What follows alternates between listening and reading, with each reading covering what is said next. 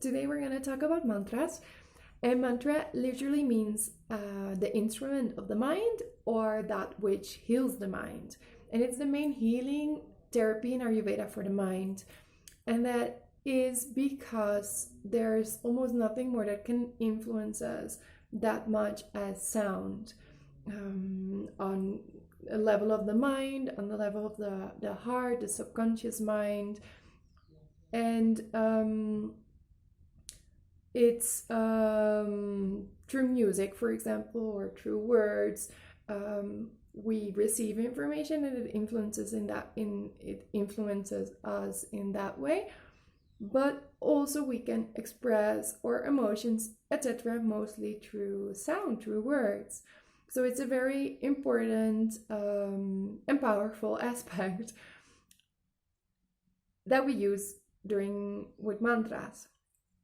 So if we have, for example, a negative thought pattern, or a conditioning, or any thought pattern in general, actually is a mantra, because it's a repetition of a word or a sentence that is usually taking place in a subconscious level, or is being repeated in a subconscious level. So if you have the thought, for example, I am not good enough, which you don't usually think consciously, like, I'm not good enough, I'm not good enough. No, it takes place in a subconscious, in the subconscious mind.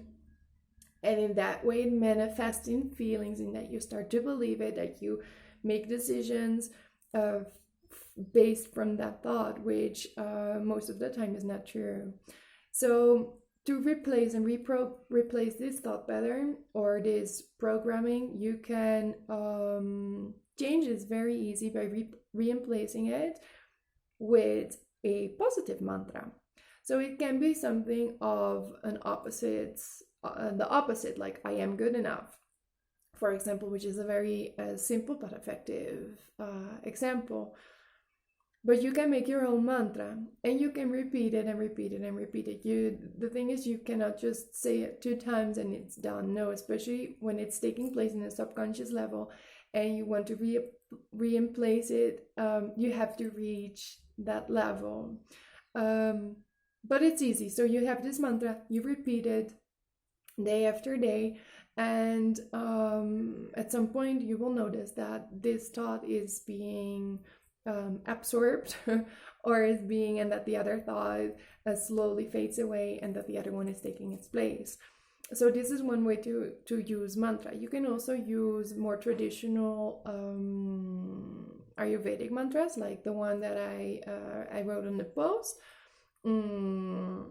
which are seed syllables, which means that they are single syllables, and they have a very powerful and deeper meaning, which I'm not going to discuss right now because there is a lot to say about that on itself.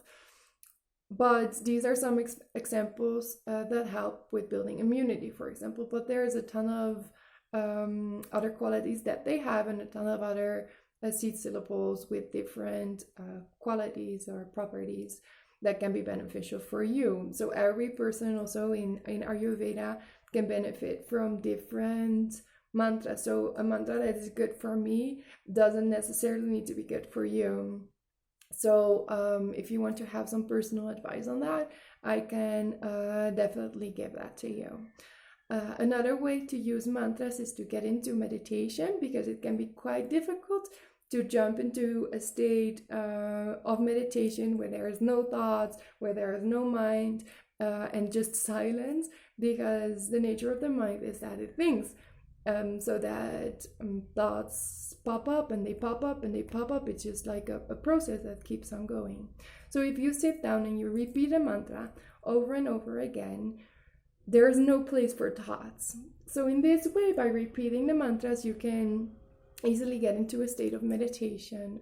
So you can use it as a vehicle, and it's a way to reach a state of meditation very easily, and much faster than you would maybe without a mantra. So that's it for today. I wish you a good day. Bye.